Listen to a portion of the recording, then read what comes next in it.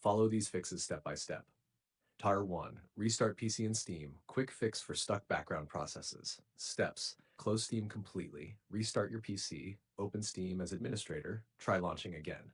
Nashtag 2. Verify game files. Most important. Corrupted files are the number one cause. 1. Open Steam. 2. Right-click Subnautica. 2. 3. Properties for installed files. 5. Click.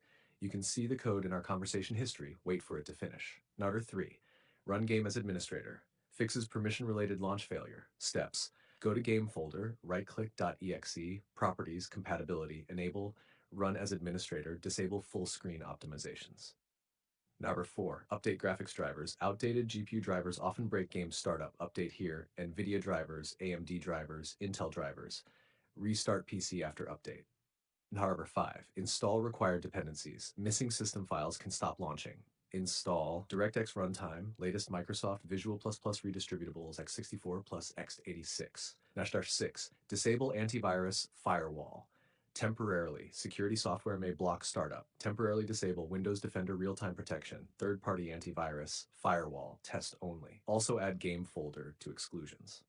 Number 7. Clear Steam download cache. Fixes broken launch data. Steam, settings, downloads, click. You can see the code in our conversation history.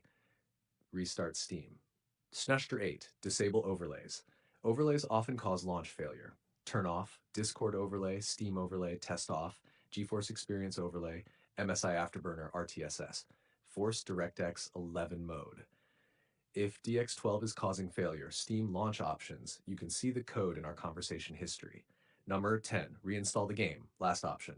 If nothing works, uninstall game, delete leftover files, reinstall on SSD.